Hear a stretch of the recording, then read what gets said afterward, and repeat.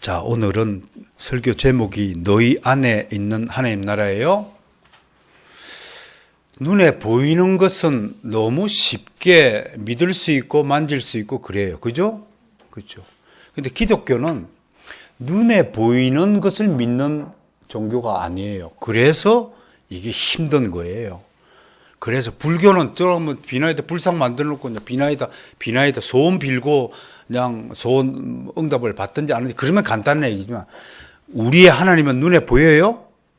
눈에 안 보여요. 마치 엄마의 사랑이 엄마가 자식을 사랑하지만 그 사랑은 손에 쥘 수도 없고 눈에 보이지도 않는 것처럼 하나님은 그런 분이세요. 근데 그 하나님이 오늘 제목에 따르면 어디에 와 있다 그래요? 가슴 손 내가 얹어요. 고백해요. 하나님이 내 안에 있는 줄 믿습니다. 하나님이 계신 곳이 하나님 나라입니다. 아멘. 우리는 육적으로는 대한민국이라는 나라를 섬기지만 영적으로는 하나님 나라를 섬기는 하나님 나라의 백성이다. 그것이 오늘 예수님의 설교 제목이에요. 그럼 하나님 나라에 대해서 좀 공부하고 지나가야 되겠죠. 오늘 이제 해바닥을 좀 굴러봅시다. 영어로. 내년부터 영어를 의무적으로 배우는 교회가 돼야 돼요. 점심 먹고 모여서 30분 동안 영어 배우는 시간을 가질 거예요. 하나님 나라 영어로 뭐예요? Kingdom of God. 헬라어 다 아시죠? 바실레이아 투 데우. 왕국이 킹덤이 바실레이아. 투는 뭐뭐의 소유격이 투. 데우. 데우 하나님의 그런 뜻이에요. 데오스가 하나님이고 데우 그럼 뭐뭐 하나님의 소유격이 되는 거예요. 바실레이아 투 데우. 히브리어도 하나 해볼까요? 말쿠트 야훼. 외웠어요. 다시 영어 시작. 헬라어. 히브리어. 말쿠트 야훼. 말 먹이는 곳인지 모르겠지만 말쿠트 야훼야. 근데 한 가지 더 추가합시다. 뭐냐면 아람어로도 나 처음 알았어. 아람어가 있대. 말쿠타 디스마이아. 이게 하나님 나라의 뜻이. 이거를 한자로 줄이면 뭐예요? 천국 되는 거예요. 그게 천국이야. 천국이 어디 있다고? 저 하늘에 있다고? 땅 속에 있다고? 부잣집에 있다고? 어디 있지? 믿는 사람 마음 안에. 다시 정리합니다. 예수님을 믿지 않는 사람 마음 안에는 뭐가 있어요? 마귀가 있어요. 예수님을 믿는 사람 마음 안에 누가 있어요? 하나님이 계시다. 하나님이 계신 곳이 천국이다. 그게 킹덤 오브 갓이야. 하나님의 왕국이에요. 그러니까 우리는 어느 나라의 백성이에요? 하나님 나라의 백성이다. 이거를 신학적으로 뭐라고 정의하냐면 하나님의 통치가 미치는 영역 전체. 또 다른 말로 하면 하나님이 창조하신 모든 세계. 그러면 보세요. 잘 들으세요. 하나님이 창조하지 않는 것은 하나님 나라에 아니에요. 아니에요. 자, 하나님은 악을 창조했어요? 창조하지 않았어요? 그럼 악이 있다 그러면 돼요? 안 돼요? 안 돼요. 악이 있는 게 아니에요. 선이 모자라는 곳이 악이에요. 선의 결핍이 악이다라는 것과 악이 있다는 건 말이 안 돼요. 하나님이 어둠을 창조했어요? 안 했어요? 창세기 어디를 봐도 하나님은 나는 어둠을 창조하느라 라고 말한 적이 없어요. 하나님의 빛이 있으라 해서 빛이. 근데 어둠이 있어요. 그러나 어둠이 있다라고 말하면 안 되는 거예요. 이게 신학적인 묘미예요. 어둠은 있는 게 아니에요. 어둠은 빛이 모자라는 곳에서 생겨나는 하나의 현상일 뿐이에요. 굉장히 중요한 겁니다. 우리 마음속에 내가 올바르지 못하고 거룩하지 못하고 맨날 일만 내면 거짓말하고 욕심내면 나는 빛이 모자라는 거예요. 내 안에 선이 모자라는 거예요. 예수를 믿는다는 것은 무슨 뜻이냐면 내 안에 모자라는 선, 빛을, 의로움을 채우는 거예요. 거룩함을 채워가는 거예요. 그걸 신학적으로 성화라고 말해도 무방할 것입니다. 내 안에 하나님 나라 있으면, 이따가 사도 바울이 그랬어요. 하나님 나라 먹고 마시는 것이 아니라 따라서 의와 평강과 희락이라. 로마서 14장 17절 말씀이에요. 하나님 나라의 백성이 갖춰야 될 세 가지, 그 외에도 숱하게 많지만 대표적인 세 가지가 뭐예요? 하나님 나라 백성, 즉 그리스도인, 예수 믿는 사람, 교회 다니는 사람은 첫 번째 의로워야 돼요. 의롭다는 것은 거짓이 없다는 것입니다. 정직하다는 것입니다. 절대로 거짓말하지 않기를 바라요. 우리 십계명에 거짓말 하라고 돼 있어요? 하지 말라고 돼 있어요? 거짓 증거하지 말라고 그랬죠? 절대로 입 밖에 거짓말해도 무슨 수를 써도 거짓말하면 안 돼. 그래 의로운 백성이. 두 번째, 평강이에요. 그리스도인은 어떤 식으로든 하나님 나라에 산다는 사람들의 특징은 다른 사람을 불평케 해서는 안 돼요. 평화의 사자가 되어야 해요. 다른 사람을 기분 나쁘게 할 권리가 없어요. 그게 공경하고 사랑이고 이웃 사랑이에요. 어떤 식으로든 간에 절대로 다른 사람을 기분 나쁘게 하면 안 돼요. 그럼 하나님 나라 백성 모자라는 거예요. 모자란다라는 말을 꼭 기억하시길 바라요. 희락이라. 그리스도인은 하나님 나라의 백성은 어떤 경우에도 아무리 몸이 아프고 아무리 사업이 망하고 아무리 내 사는 형편이 쪼그라든다 할지라도 얼굴에 슬픈 기적 끼면 안 돼. 희락해야 돼요. 미친 사람처럼 웃어보세요. 웃으며 삽시다. 웃어야 돼요. 한국 사람들 표정이 딱딱하게 굳어진 이유가, 내가 지난번에 한번 소개했죠. 한국 사람은 하루에 한 10번쯤 웃는데요. 한 번 웃을 때마다 8.6초 웃는데요. 하루에 8.6초면 보통 하루에 몇 초 웃어요? 그러니까 9초 웃는다 칩시다. 하루에 90초 웃는 거예요.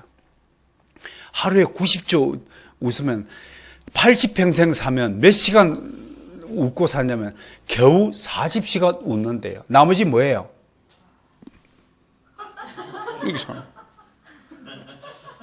표정이 탁 굳어가지고 환한 얼굴처럼. 다음에 우리 영어 배워가지고 다 미국 여행 가든지 영국 여행을 가든지 갑시다. 예수 그리스도를 믿는 백성들의 특징이 뭐냐면 어떻든 만나는 사람마다 처음 보는데도 하이 할렐루야 인사해요. 이렇게 반가워요. 우리는 어때요? 우리는 인사 안녕하세요. 미쳤냐 이 사람이. 그래요. 북한산 등산하다가 만나는 모든 사람들이 내가 먼저 말 걸지 않으면 절대로 말 걸지 않아요. 그게 우리 사회의 풍습이에요. 얼굴이 딱딱 멍거리 화가 많이 나는지 헝거리 고민이 많은지 슬픈 얼굴. 하나님 나라의 백성은 언제나 희락입니다. 시편 33편 1절에 뭐라고 되어 있어요? 여호와를 즐거워하라. Shouting out for joy 라고 영어 성경인데 기쁨을 shouting 하라 라고 해석하고 있어요. 기뻐하시길 바랍니다. 항상 기뻐하라. 범사에 감사하라. 쉬지 말고 기도하라. 항상 기뻐하는 거예요. 이게 하나님 나라의 백성의 특징이에요. 마귀 나라에 속한 백성들은 슬픈 거예요. 왜? 속에 어둠이 있어요. 어둠이 가득 차요. 우리는 어둠이 아니라 빛이 가득 찬 것이다. 그게 오늘 하는 나라다 라는 것을 설명을 하면서 오늘 본문을 등장하는데 한 가지 더 하나님 나라에 대해서 제가 준비한 것 중에 한 가지 더 첨부해야 되면, 이 하나님 나라는 여러분 예수 그리스도를 믿는다는 것이 결코 쉬운 일이 아닙니다. 이 교회당 문을 열고 들어온다는 것이요, 그냥 문 열고 들어오는 것이 아니에요. 지옥 문을 닫고 천국 문을 열고 좀 들어오는 것과 같은 것이에요. 그러니까 그 일은요, 내가 오랫동안 준비하고 나타나는 것이 아니라고 하는 겁니다. 하나님 나라가 내게 쑥 들어온다는 것은 갑자기 쑥 들어오는 거예요. 갑자기 온다는 거예요. 갑자기 등장하는 거예요. 여러분, 예수를 어떻게 믿게 되었습니까? 갑자기 믿게 된 거예요. 여러분, 하나님 나라 백성이 어떻게 됐습니까? 갑자기 된 거예요. 나도 모르는 사이에.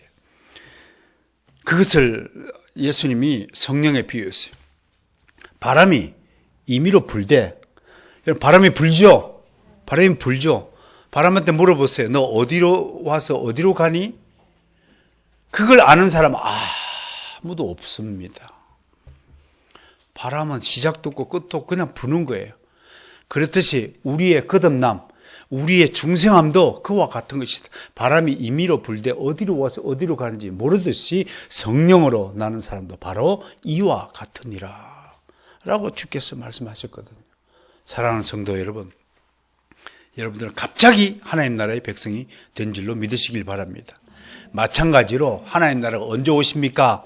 오늘 바리새인들이 예수님을 보자마자 그렇게 질문했습니다. 언제 오십니까? 이게 세상 사람들의 관심이에요. 하나님 나라가 어디 있습니까? 언제 오십니까? 하나님 나라 눈에 보이면 나한테 좀 주세요. 하나님 나라는 어떤 것입니까? 값어치가 얼마나 됩니까? 이게 관심이에요. 그게 바리새인들, 세상 사람들을 대표하는, 상징하는 바리새인들의 관심이, 하나님 나라의 관심이 바로 이것이다. 그것이 오늘 본문이 주는 교훈이에요. 오늘 본문에서 바리새인들이 또 등장해요. 그 말도 많고 탈도 많은 바리새인들, 오늘날 치면 예수 믿지 않는 불신자들을 상징하는 이 이름 바리새인들이 예수님을 만나자 하나님 나라가 어느 때에 임하십니까? 하고 20절에서 묻고 있습니다. 이렇게 질문을 던진 배경을 먼저 살펴보면 당시만 해도 주의 날이 이미 도래했다는 소문이 파다하게 퍼져 있었을 때였습니다. 실제로 바울은 형제들아, 우리가 너희에게 구하는 것은 우리 주 예수 그리스도의 강림하심과 우리가 그 앞에 모임에 관하여 영어로나 또는 말로나 또는 우리에게 받았다는 편지로나 주의 날이 이르렀다고 해서 쉽게 마음이 흔들리거나 두려워하거나 하지 말아야 된다는 것이라 라는 데살로니가 후서 2장에 있는 그 가르침을 기억나게 하는 것처럼 파닥에 주의 날이 임했다. 주의 날이 뭘까요? 예수님이 다시 오셨다. 그런 말 같은 거예요. 진짜 계속해서 이스라엘 사람들은 눈에 보이는 하나의 나라를 계속 구하고 있는 거예요. 지상에 세워진 나라. 그 치면 왕이 있고 신하가 있고 백성이 있고 멋진 그런 영화로운 그런 국가를 계속 상상하고 있다는 거예요. 그러니까 하나님 나라가 도래함과 주님의 재림은 같은 것으로 좀 보고 있다고 하는 것입니다.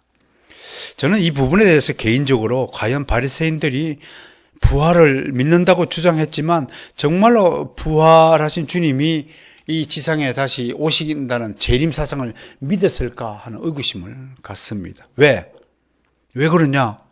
정말로 부활과 재림을 믿었다면 하나님 나라가 어느 때에 임하느냐라고 묻지 않았을 것입니다. 왜? 성경에는 하나님 나라가 갑자기 등장한다고 했기 때문에 도둑같이 이르리라고 성경은 말씀했는데 그럼 물을 필요가 뭐가 있어요? 그렇지 않아요? 하나님이 계시다. 하나님이 다시 오신다. 그 믿음만 가지고 열심히 살면 되는 것이지 무엇이 그냥 재림파처럼 전에도 내가 얘기했죠. 들판에 농사를 짓고 있는데 한 무리 하얀 옷을 입은 일단의 무리가 산으로 올라가더랍니다. 그래서 어디를 갑니까? 그랬더니 주님이 재림하신다고 마중하러 가요.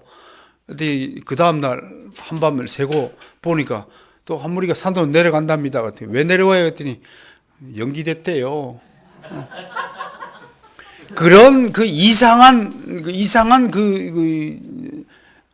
교리를 믿는 이단들이 절비했던 시절이었습니다. 요즘엔 그래도 재림 가지고 장난치는 이단들이 안 보여서 저는 좀 다행인 것 같습니다. 어떻든 이에 대해 예수님의 답변을 한 6가지 답변을 들어보겠습니다. 우선 20절에 보니까 뭐라고 해요? 하나님 눈에 보이는 것이다? 아니다. 아니다. 하나님 나라는 눈에 보이는 것이 아니다라고 우선 말하고 있습니다. 하나님 나라는 볼 수 있게 임하는 것이 아니다라고 바리새인들의 잘못된 생각을 지금 고쳐주고 있습니다. 자, 넘어가겠습니다. 두 번째, 21절. 그러면 하나님 나라는 어디에 있다는 겁니까? 자꾸 바리새인들은 예루살렘에 세워져야 한다라고 지금 속으로 생각하고 있어요. 이게 이제 교회당 건설하는 많은 잘못된 생각을 갖고 있는 사람들의 생각이에요. 저는요, 어떤 분을 만났더니 장로님이 많은 그 봉사를 했다고 스스로 자랑을 좀 하시면서 한 60개 교회당을 지었습니다. 이렇게 저한테 자랑을 하시는 장로님을 만났어요. 그래서, 아니, 저는 교회당을 짓는데 관심이 없고요. 교회를 몇 개 지으셨냐고요. 물으시면서, 장로님, 교회를 인간의 손으로 지을 수 있다고 생각하십니까? 물었어요. 여러분, 교회당 건축은요, 그건 해도 되고 안 해도 되고 진리의 문제가 아니에요. 그건 아디아포라의 문제라고 하는 거예요. 교회당을 크게 키우고 막 삐까번쩍 건물을 하고, 세상 사람들은 뭘 보고 귀하게 여겨요? 이 규모를 보고 놀라워해요. 교회당 조그만하면 아이고 작은 교회네. 교회당 큰 건물 지어놓으면 큰 교회네. 그렇게 생각하는 거예요. 여러분, 하나님의 능력을 가진 사람이 큰 교회고, 하나님의 능력을 받지 못하는 사람은 그건 교회도 아니에요. 우리가 정말 세워야 할 것은 교회이지 교회당이 아니라는 것을 분명히 해야 합니다. 여러분들이 교회가 되어야 됩니다. 믿는 자끼리 연결되고 건축물마다 연결되는 거예요. 그건 영적 건축물을 말하는 거예요. 사람이 많이 모이면 장소를 넓히기 위해서 교회당을 넓히는 것이야. 누가 뭐라고 그러겠어요. 그건 억지로 교회당을 먼저 지어야 사람이 몰려든다라고 하는 인위적인 생각을 가진 사람들은 회개해야 합니다. 정말 그분들은 하나님 나라를 건설하고자 하는 사람들이 절대로 아닙니다. 그 백화점 짓는 겁니다. 교회는 백화점이 아닙니다. 교회는 사람을 끌어모으는 것이 아닙니다. 여기서는 하나님께 예배하는 곳입니다. 1명이다, 2명이다, 10명이다, 1000명이다 명수가 중요한 것이 아니라 여기서는 정말로 진정으로 하나님께 예배하는 자가 필요한 곳이 교회입니다. 우리 하일이가 아멘 했어요. 감동이 밀려옵니다. 하나님 나라는 어디에 있는 것이 아니라 믿는 자 안에 있다라고 21절에서 분명히 말씀합니다. 눈에 보이는 세상을 추구하지 마세요. 눈에 보이는 것은 잠깐이요, 눈에 보이지 않는 것이 영원한 것이다 라고 주님은 우리에게 가르쳐 주셨습니다. 내 몸, 이거 내가 얼마나 여러분 앞에 서 있을 수 있을까요? 10년 뒤면 여러분 앞에 설교할 수도 없어요. 사라져요. 나는 무엇을 남기고 사라질 것인가, 그걸 생각하는 귀한 시간이 되시기를 주의 이름으로 부탁드립니다. 과일나무도 이렇게 열매를 맺고 사라지는데 사람인 이가 내가 도대체 이 땅에 태어났다가 무엇을 남기고 갈 것이냐. 저분은 정말 저분만 생각하면 엄청나게 이웃을 사랑한 사람이었어. 그런 평가를 남겨야 되지 않겠습니까? 저분은 정말 정직하신 분이었어. 그런 평가를 남겨야 되지 않겠습니까? 뭘 남기실 거예요? 뭘 남기실 거예요? 돈 남기면 뭐 하실래요? 어마어마한 궁전 저택 남기시면 뭐 하실래요? 그게 내 겁니까? 내 거 아니에요. 이 세상에 내 것이 어디 있습니까? 여러분들 돈 들고 태어난 사람 손 들어보세요. 여러분들 옷이라도 한 개 입고 태어난 사람 있으면 손 들어보세요. 여러분들 집을 가지고 태어나기 전에 등본에 내 소유권 인정하고 도장 찍고 태어난 사람 손 들어보세요. 여러분들이 자식을 가지고 태어난 사람에서 손 들어보세요. 누가 준 거예요? 코 손 대보세요. 코. 숨 쉬고 있어요? 안 쉬고 있어요? 숨 누가 주셨어요? 왜 그걸 생각하지 않고 살아요? 공기 있어요? 없어요? 공기 누가 주셨어요? 하영이가 줬지. 공기를 하영이가 만들었죠. 바람 누가 만들었어요? 하영이가 안 만들고? 빛, 햇빛 누가 만들었어요? 하영이가 안 만들고요? 하나님 만드신 믿으십니까? 할렐루야. 우리 하영이가 박수 한번 쳐요. 여러분, 예수 믿는 게 어려워요? 하나님 믿는 게 어려워요? 간단해요. 간단해요. 내가 만든 거 없어요. 자기가 자기를 만든 사람 손 들어봐요. 내가 나를 만들지 않았어요. 눈에 보이는 게 아니에요. 예수님의 가르침을 인정하세요. 간단해요. 복잡할 거 한 개도 없어요. 진리는 간단하다. 복잡한 게 아니에요. 간단해요. 하나님이 우리를 만드셨어요. 만드신 분 없이 이 땅에 저절로 태어난 존재는 하나도 존재하지 않는다는 사실을 이 과일을 보면서 느껴요. 북한산 올라갈 때마다 사이사철 예수님이 죽었다가 다시 살아나는 게 에이 그런 거짓말을 어떻게 믿어요 하시는 분은 나무가 왜 죽었다가 다시 봄에 태어나요? 만물의 이치를 보면 해가 떴다가 졌다가 왜 그렇게 해요? 그 수준이 아닌 거예요. 우리 안에 있는 이 하나님 나라는 영원한 거예요. 영적인 차원인 거예요. 내면적인 차원의 하나님 나라를 오늘 주님께서 설명하고 있다는 거. 여기에 21절에 굉장히 중요한 단어가 있는데 21절 보세요. 21절 다 읽습니다. 시작. 또 여기 있다 저기 있다고도 못하리니 하나님 나라는 너희 안에 있는 일. 어디 안에? 너희 안에 믿을 거예요. 너희 안에 있다. 하나님 나라는 저 바깥에 있는 것이 아니라 내 안에 있다. 그래서 예수를 믿는 그리스도인들이 정말 위대하고 훌륭한 거예요. 세상 사람들 100트럭을 갖다 줘도 이근희 회장 100만 명을 모아줘도 여러분 한 사람보다 가치가 나가지 않아요.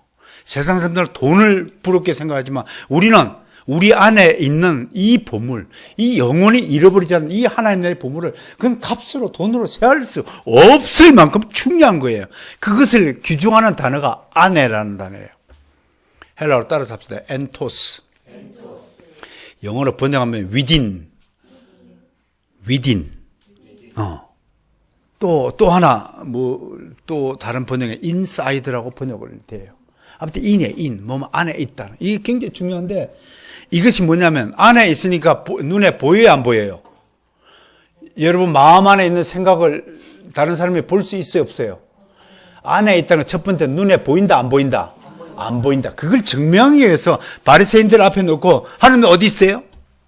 언제 오는데요? 하고 비아냥거리며 묻고 있는 그 불신자들, 세상 사람들, 바리새인들 향해 예수님이 하나님은 너희 안에 있다. 이놈아.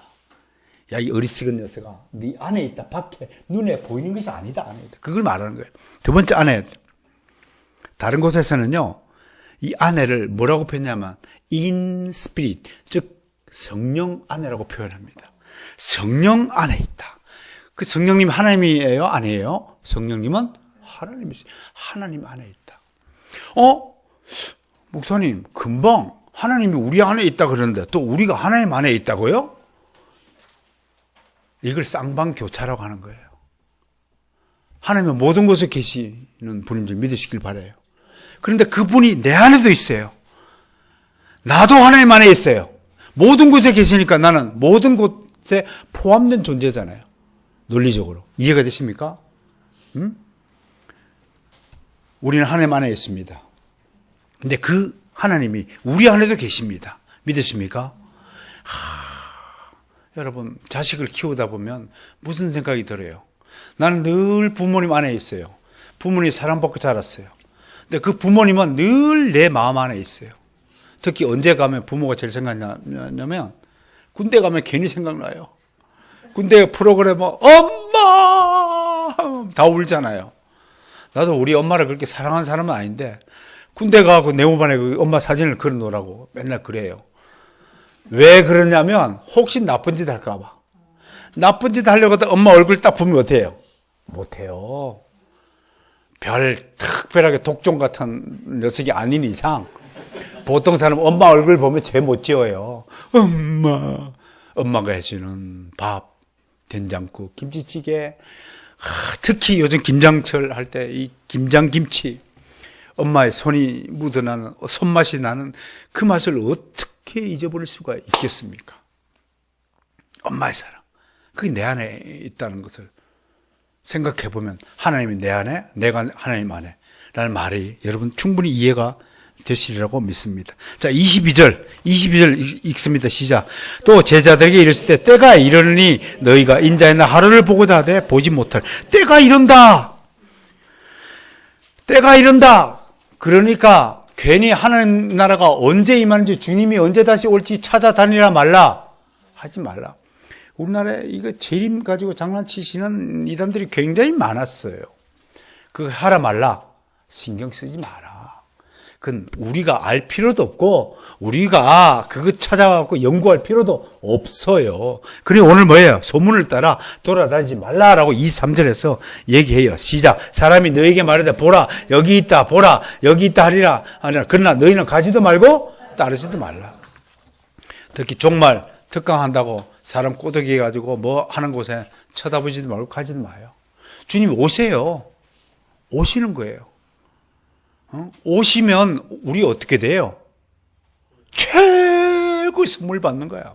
최고의 기쁨이 날이 그날이에요. 주의 날이에요. 그걸 성경이 주의 날이 오는 거예요. 믿기지가 않죠, 여러분? 에이, 돈 많이 벌어가지고 좋은 아파트 사는 게 더 좋지. 천국에 가서 사는 게 더 좋을까? 그렇게 생각해요. 그러면 그건 아직도 여전히 어린애 수준이에요. 어린애가 친구들하고 골목에서 소꿉놀이 할 때 엄마가 밥 먹으러 오면 와요? 소꿉놀이에 미치면 그 놀이가 최고의 놀이라고 생각하죠. 그러나 어른의 입장에서는 너무 웃기는 놀이죠. 각시 신랑 벌써부터 조그만 것들이 앉아가지고 너는 나의 신랑 나는 나의 각시 이 말 같은 소리를 해. 근데 그 재미에 취해가지고 그게 최고의 놀이인 줄 알고 오전에 그랬어요. 세상 사람들 술 먹고 담배 피고 막 놀러다 캐지나 칭칭 나네 막 노세 젊어서 내세 뭐 그러니까 그게 최고의 재미인 줄 알아. 근데 우리에게는 천상의 평안함과 영혼의 만족을 주는 놀라운 기쁨이 수준이 있다는 것을 그들은 몰라요. 그러니까 나 같은 사람은 술 먹고 담배 피고 한 잔 찌끄리는 사람들 보면 소꿉장 놀이 하는 것 같아요. 그 사람들 소꿉놀이에 취해가지고 이 놀라운 행복한 기쁨, 그분들은 그리스도인들이 술도 안 먹고 밥을 먹으면서 어떻게 이렇게 재미있게 시간을 보내는지 이해가 안 될 거예요. 그죠? 이 놀라운 하나님 나라의 이 위대한 기쁨, 이 맛, 이거 천국 맛을 못 느껴본 사람은 인생의 허무함을 느끼는 거예요. 그러니 뭐하러 그거 찾아서 주님이 어차피 오신다고 약속했으면 오셔도 되고 늦게 오셔도 되고 하면 또 오시면 되잖아요.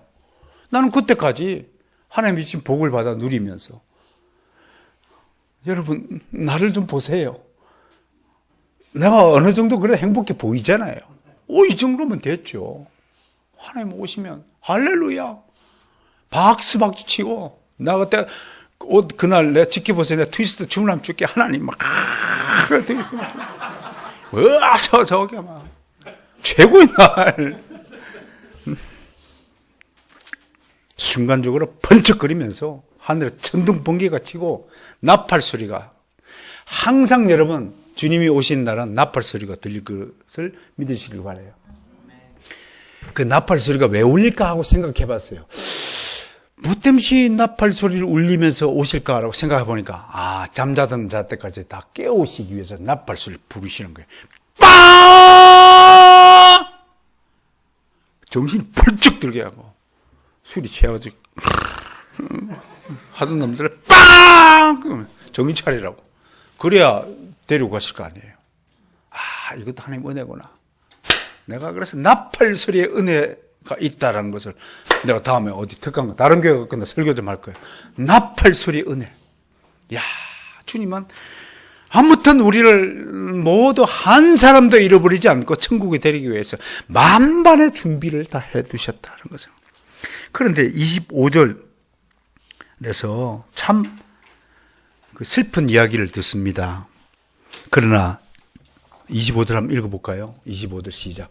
그러나 그가 먼저 많은 고난을 받으며 이 세대에게 버림받아야 할지니라. 아니 주님께서 재림하기 전에 주님이 지금 뭘 해야 된다면 엄청난 고난을 당해야 된다라고 오늘 말씀하고 있어요. 이것이 필연적인 이유는 구속 언약 때문에 그렇다. 신학적으로 그렇게 설명하는 거예요. 자, 영원 전에 삼위일체 하나님, 성부 하나님, 성자 하나님, 성령 하나님께서 우리 인간을 낳기도 전에 우리 인간이 어떤 행사를 하실지 다 아신 거죠. 그리고 그 인간 중에 누가 하나님의 자녀고 누가 마귀의 자녀일지 다 예정해 두시고 예지해 두시고 다 아신 거예요. 그렇다면 이것들을 어떻게 구속시켜야 될지도 아시는 거예요. 그 중에 십자가 형태를 누가 짊어지기로 협약했냐면 성자 하나님인 인간으로 오신 예수 그리스도가 우리를 구원하기 위해서 우리의 죄값을 치러주기로 영원전에 삼위일체 하나님께서 다 협약을 해주셨다. 그것을 구속협약, 구속언약이라고 말하는 거예요. 그 구속언약 때문에 예수 그리스도 성자 하나님, 하나님의 유일하신 독생자 하나님 아들이 이 땅에 오셔서 고난을 당하실 것은 필연적인 것이었다라고 하는 것입니다.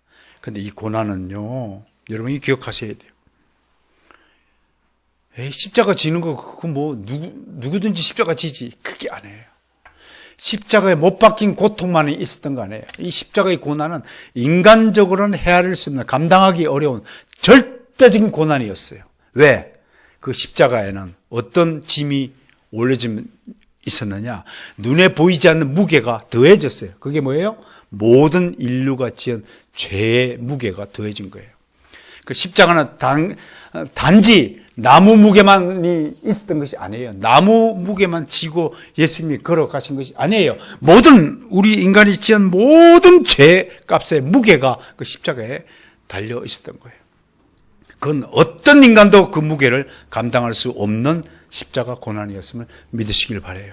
그 고난의 형태를 스스로 짊어진 것이, 그 속량의 희생제사의 의미를 여러분 깊이 간직하시고, 정말 예수님이 나를 위해서 목숨을 십자가에 돌아가셨다는 그 속량의 대속의 그 의미를 깊이 간직하고, 여러분 주님을 더욱 사랑하는 인생을 살아야 할 것입니다. 따라서 예수님 정말 사랑합니다. 날 살리기 위해서 대신 죽으신 것에 정말 감사합니다.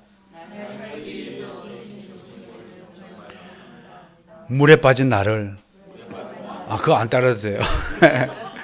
물에 빠진 나를 건져주신 것에도 평생 은혜를 잊고 갚지 않고, 저에게도 가끔씩 전화해서 감사를 표하는 성도님이 계십니다. 제가 한 건 아니지만 저의 안수기도를 통해서 병고침을 받은 환자가 있습니다. 지금도 감사를 해요. 그러지 마시라고. 하나님께 저한테 인사하지 마세요. 하나님께 잘 영광 돌리고 그냥 각자 있는 처소에서 하나님 잘 섬기시면 됩니다. 안 믿으시네, 분들이 표정이. 옛날에 내가 상당했어. 믿음의 역사이겠지만 육신의 아픔을 고쳐준 것도 감사한데, 우리를 지옥이 어떤 곳이에요? 영원히 불타는 곳이에요. 야, 진짜 간땡이가 바깥으로 태어난 제 1위가 누군 줄 알아요? 지금 지옥 가면 어때? 나 지옥 갈래! 하는 사람이 정말 어리석은 사람이에요. 정말 무서움을 뭔지를 모르는 사람이에요. 지옥을 상상하지 마세요. 그런 지옥에 가야 될 나를 천국으로 갈 수 있도록 티켓을 주었어요. 여러분, 천국 티켓 어디 있어요? 네. 천국. 이게 그리스도의 사랑이에요. 천국 티켓 꺼내봐요. 다 천국 티켓. 여러분 사랑합니다. 정말 하나님이 여러분을 사랑하신다는 사실을 믿으시기 바라요. 끝까지 사랑하세요. 미워하지 마세요. 질투하지 마세요. 시기하지 마세요. 화내지 마세요. 그냥 사랑하세요. 우리 시어머님 오셨는데 며느리 사랑해 주세요. 사랑해 주세요. 며느리가 하는 것이 못마땅해가지고 틀어지면 벌써 지옥 가는 겁니다. 사랑하세요. 여러분, 위에서 내리 사랑입니다. 사랑받으려고 하지 마세요. 우리는 무조건 사랑해 줍니다. 하영이 사랑해 주세요. 하일이 사랑해 주세요. 나이 많은 사람은 나이 젊은 청년들 먼저 사랑해 주세요. 하나님이 먼저 사랑하신 겁니다. 그런데 쟤는 왜 나를 사랑하지 않지? 틀린 거예요, 그거. 그건 자기가 먼저 사랑하지 않았기 때문에 사랑 못 받는 거예요. 요한일서 4장 10절 말씀 기억하세요. 하나님이 먼저 우리를 사랑해 주셨다. 따라서 먼저 사랑하자. 항상 먼저 사랑해야 됩니다. 사랑을 줘놓고 걔가 사랑을 받든 안 받든 나를 그건 생각하면 그건 마귀 자식이에요. 그리스도인은 사랑을 주고 그 다음 받으려고 생각지도 말고 기대지 마세요. 무조건 사랑하세요. 내가 악인이라도 거짓말쟁이 살인자임에도 불구하고 하나님은 나를 사랑해 주셨다는 사실을 믿으시길 바라요. 그래야 예수님이 당한 고난의 의미를 되새기는 겁니다. 사랑합시다. 오직 사랑. 기억해 주시기 바래요. 자, 그런데 오늘 다섯 번째로 뭘 봐야 되면 26절부터 30절까지 내용인데, 이거 한마디로 얘기하면 주님이 오시는 날은 엄청난 격변이 발생한다는 거예요. 노아의 때 홍수가 났죠? 그죠? 갑작스럽게 홍수가 나는 것처럼 그런 일들이 벌어진다는 거예요. 근데 사람들은 어떻게 한다고요? 하나도, 누구도 눈치채지 못하고, 사는 거예요. 내일 새벽 5시에 주님이 지금 싹 쓸어감에도 불구하고 4시 59분 59초까지 술 마시고 노리는 사람들이 있다고 오늘 성경이 말하고 있어요. 여러분, 주님의 도래는 마치 어떤 사람의 급소를 찌르듯이 전혀 예상하지 못하고 준비도 안 된 상태를 노리듯이 급습합니다. 노아의 시대 때도 그랬고요. 롯의 시대 때도 그리하였습니다.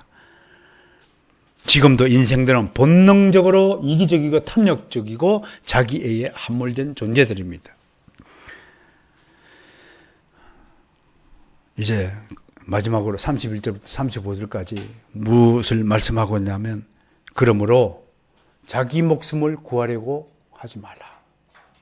살려주세요 할 필요가 없다. 당당하라. 죽든지 살든지 당당하라. 그 가르침을 주고 있는 것입니다. 우리는 이것은 뭐예요? 주님이 우리에게 살 길을 제시해 주는 것이에요. 살려고 발버둥 치지 말고, 그리스도인은 매일 죽으려고 연습하는 사람이다. 그 말의 의미를 기억하시기 바랍니다. 여기에 한 가지만 더 짚고 넘어갑시다. 34절과 35절의 표현을 한번 잘 보세요. 34절은 언제 일어나냐면 밤에 일어나요. 그렇죠? 밤에. 맞죠? 35절은 두 여자가 함께 맷돌을 갈고 있음에, 맷돌을 밤에 갈아요? 낮에 갈아요? 낮에 갈아요. 이게 뭐예요?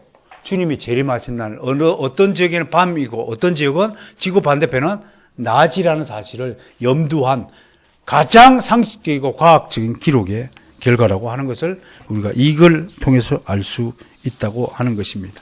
자, 이제 마지막으로 37절 읽습니다. 시작. 그들이 대답하여 이르되 주여 어디 오니까? 이르시되 죽음 있는 곳에 독수리가 모이느라.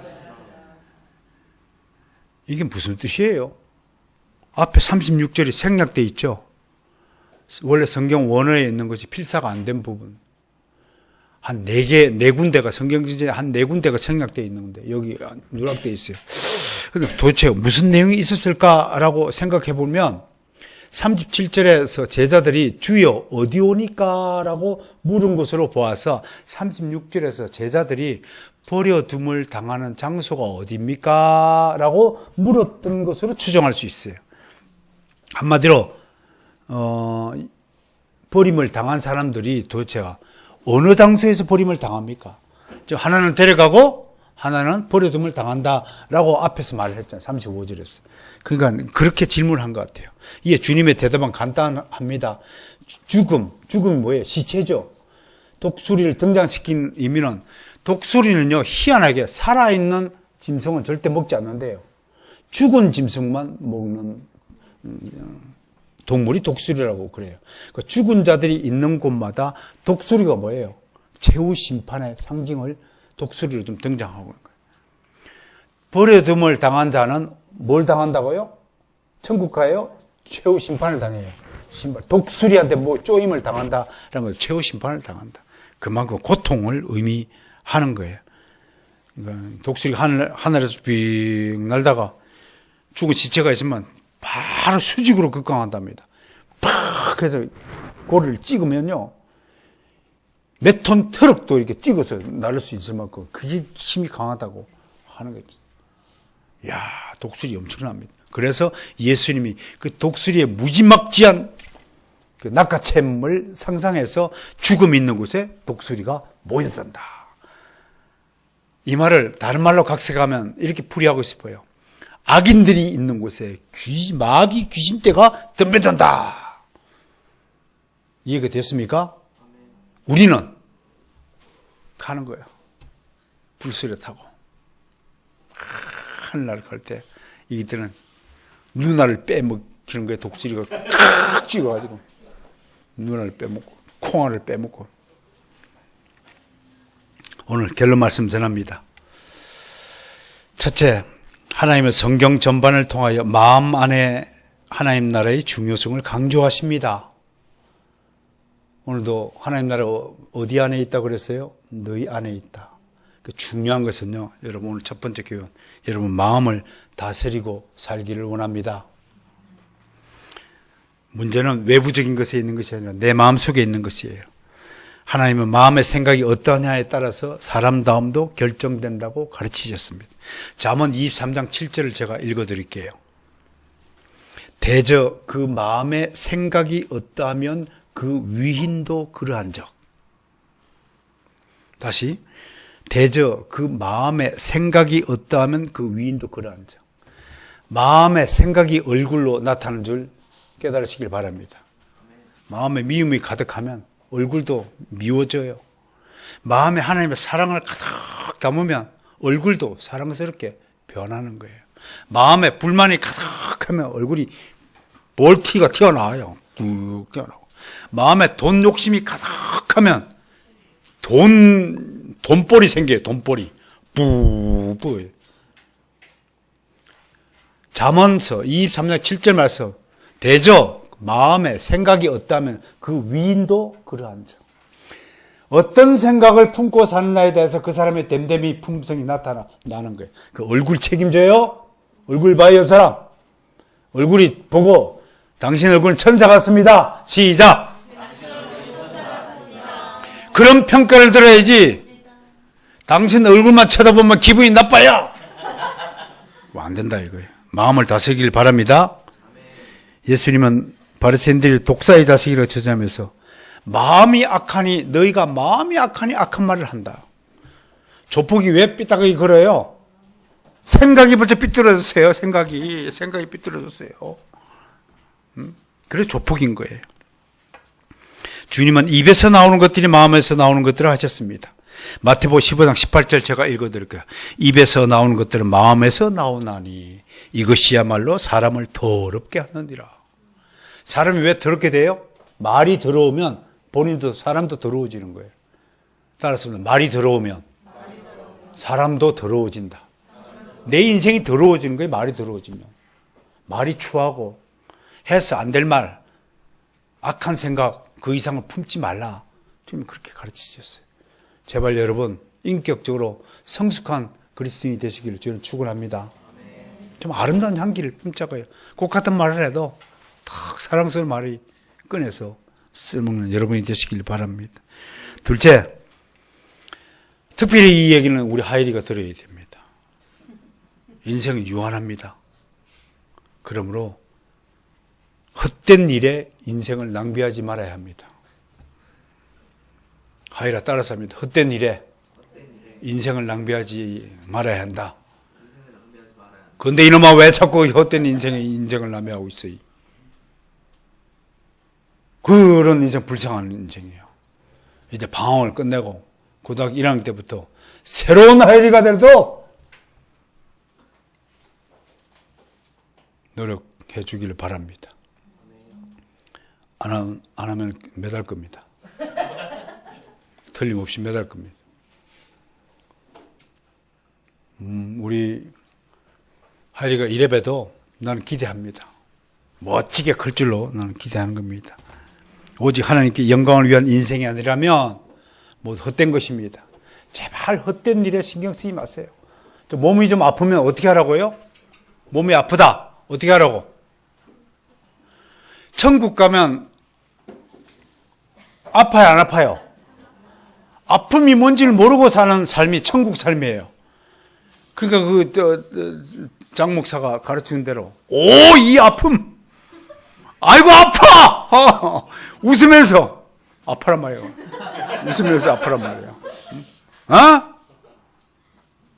오만상을 찍고 아이고 죽겠다 하면서 아픔!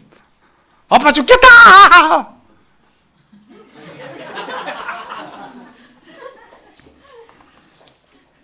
마지막으로 주님께 충성 해야 합니다.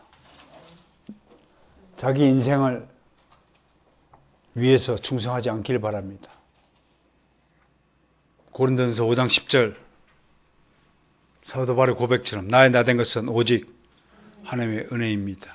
그러므로 나를 위해서 충성하지 마시고 나를 새롭게 하시고 내 인생을 완전히 바꾸어 주셔서 영원한 생명을 살 수 있도록 하신 주님께 충성해야 됩니다. 그분이 우리의 진짜 주인입니다. 혹시 남는 충성이 있다면 저에게도 조금 충성을 좀 해주시기를 바람하지 않습니다.